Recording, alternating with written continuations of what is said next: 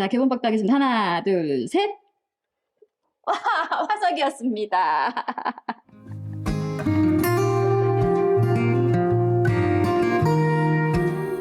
지난 시간에는 제천의 별, 새, 꽃, 돌 과학관에서 하늘의 별을 보면서 우주의 질서와 광대함을 배워봤습니다. 오늘은 화석을 보면서 지구상에서 발견되는 화석이 가지는 의미에 대해 알아봅니다.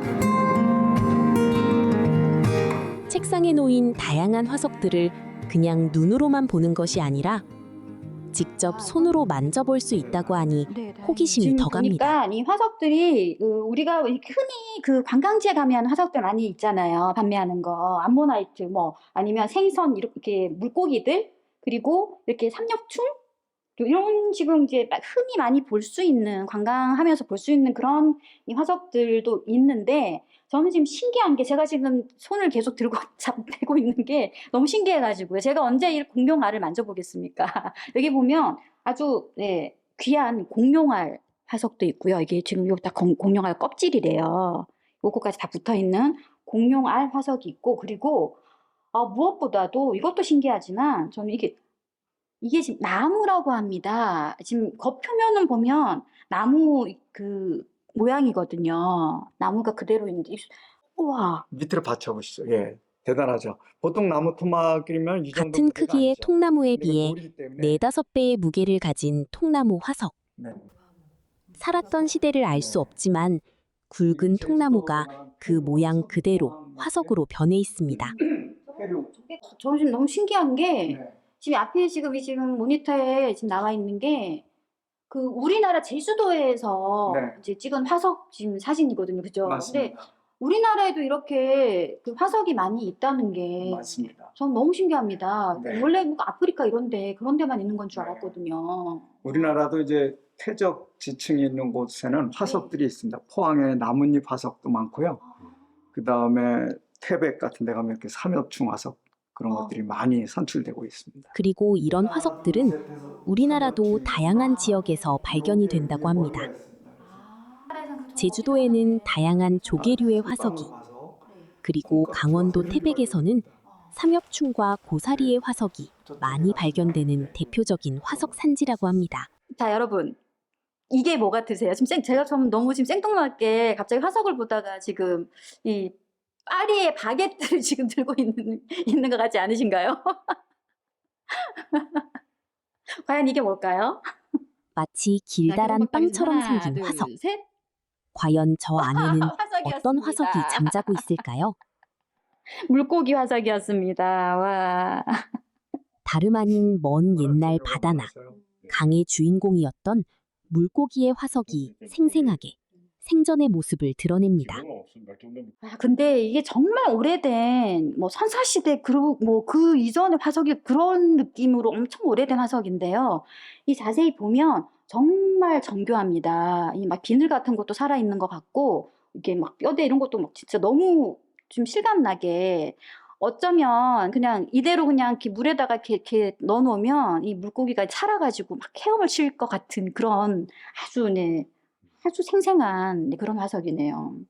말 그대로 물에 풀어놓으면 바로 헤엄쳐 갈 것 같은 물고기의 화석입니다.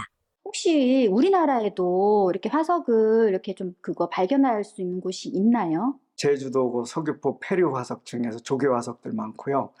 그 다음에 태백에 가면은 네.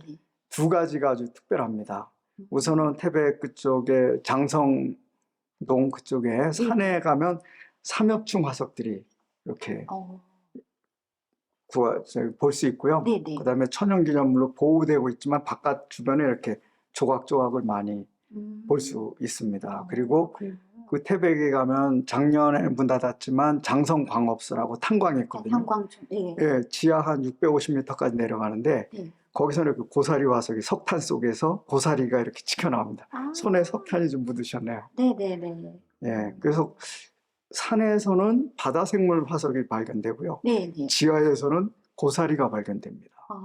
그래서 저는 학생들에게 생각하게 하고 지구에 어떤 일이 있었나 그런 거 생각하도록 질문도 하고 특별한 곳입니다. 네, 그리고 연천 같은 데 가면 노천 탄광이 있습니다. 우리나라에도. 거기서는 그 갈대 화석을 갈대 종류인데요. 한 두 가지. 이게 지금 네, 갈대 여기 갈대 화석이군요. 자세히 보시면 아. 갈대 화석 같은 게 있습니다. 이곳은 주로 우리나라에서 발견되는 화석들을 전시하고 있는 화석 전시실입니다. 요즘도 볼 수 있는 가리비 조개라든가 소라, 그리고 거북까지 주로 바다에서 살았던 생물의 화석들을 볼 수 있습니다. 근데 교수님, 네. 이 보니까 이 화석들이 뭐 가리비도 그렇고 거북도 그렇고 뭐 조개도 그렇고요. 뭐 전부 다 이렇게 군집이 돼 있어요. 네, 맞습니다. 근데 얘네들이 무슨 뭐 이렇게 뭐 가족들도 아닐 것이고 왜 이렇게 네.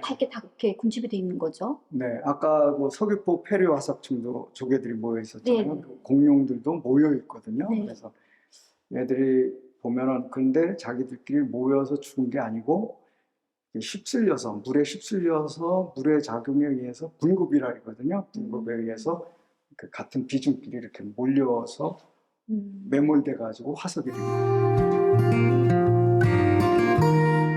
이런 바다 생물뿐만 아니라 육지에서 살았던 식물의 화석들도 볼 수 있는데 이 육지 식물의 화석은 화석 가운데서도 희귀한 화석이라고 합니다. 그러니까 살아있는 화석이라고 하는 이유가 지금 그 화석에 있는 모양이랑 지금 현재의 모양이랑 똑같아요. 네, 그래서 살아있는 화석이라 하셨고, 이런 화석들이 특히 이 식물제 화석들이 굉장히 귀하다고 합니다. 한 5% 정도밖에 안 되는데, 이 5%밖에 안 되는 이 귀한 화석들이 우리나라 포항에서 많이 발견이 된다고 해요. 지금 이렇게 전시되어 있는 것들도 다 우리나라 포항에서 이렇게 이제 그거 나온 그 화석들이고요. 그리고 무엇보다도 저기 보면은 지금 새우 화석이 있는데 정말 제가 깜짝 놀란 게 현미경으로 이렇게 보는데 정말 돋보기로만 봤거든. 현미경이 아니고 보는데 완전히 그냥 그림을 그려놓은 것 같습니다. 거의 사진처럼 너무 섬세하고 정말 진짜 살아있는 화석 같아요. 진짜 살아있어요, 새우가. 마치 동양화 같은 새우의 화석인데 새우의 사실감이 그대로 살아있습니다. 불쌍한 아기 공룡이라는 제목이 달린 전시관. 이 아기 공룡 화석에는 어떤 사연이 있는 걸까요?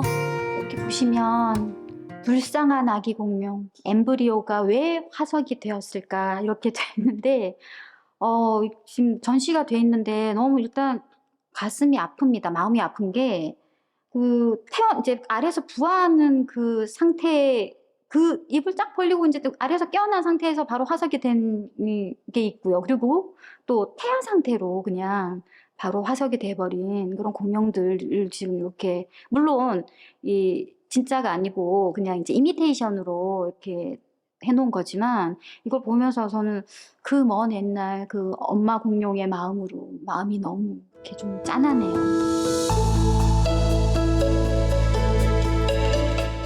짧은 시간 좁은 공간이지만 수만 년의 세월을 지나온 듯 무한한 상상력을 자극하는 별, 색, 꽃, 돌 박물관의 화석 전시실입니다.